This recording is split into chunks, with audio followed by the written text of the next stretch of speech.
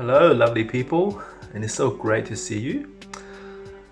Thanks for tuning in to this week's digital service. This is Lei from the Bread of Life National Family Christian Church. Make sure that you're watching this video in the playlist, which should be followed by worship and sermon. If you're not in the playlist, go to the description below and there should be a link that will take you there.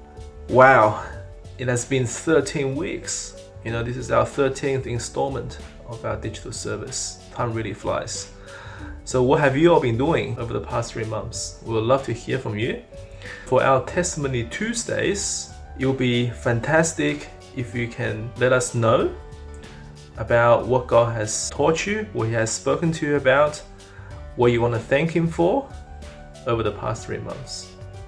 As for me, I'd like to thank God for His protection over my family, keeping us safe and healthy, and also for all the extra hours that I got to spend with my 2 kids, Jonah and Haley, in the backyard.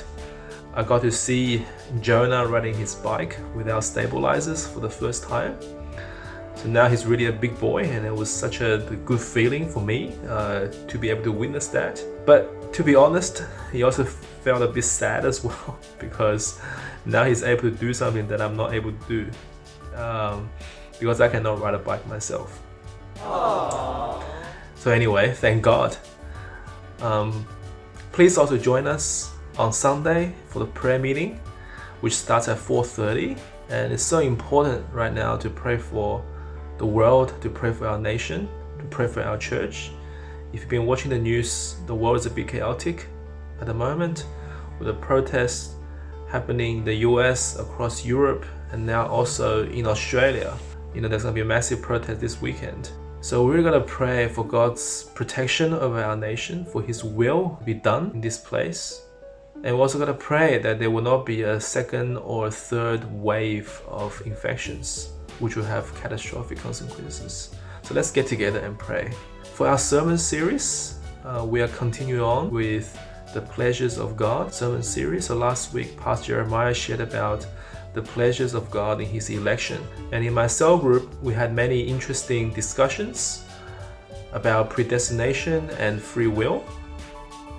For me, I think it's amazing that God has enabled us to be able to choose Him over our sinful nature. And this is only possible by the atoning sacrifice of His Son, Jesus.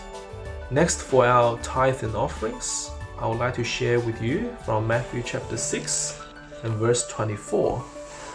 It says that no one can serve 2 masters. Either he will hate the one and love the other, or he will be devoted to the one and despise the other. You cannot serve both God and money. So what Jesus is saying there is that you cannot hedge your bets with God. You either choose Him or you choose to trust in money. And it's interesting that this verse is preceded by verse 19, where it says, "Do not store up for yourself treasures on earth, where moth and rust destroy, and where thieves break in and steal. But store up for yourself treasures in heaven, where moth and rust do not destroy, and thieves do not break in and steal." So when we trust money, we're trusting something that one day will disappear. But when we place our trust in God, our treasures will be in eternity. You will never perish. And also, in verse 25, it talks about, do not worry about your life, what you will eat or drink, or about your body, what you wear. It's ironic that when people have money, when they have lots of money, they will worry even more about tomorrow. They'll worry even more about what they're going to drink, what they're going to eat, what they're going to wear. And yet, when you place your trust in God, even when you do not have much, you still have peace, you still have joy, because you know that ultimately God is your provider. I hope this verse has been encouraging for you, and our internet banking details should be in the description below.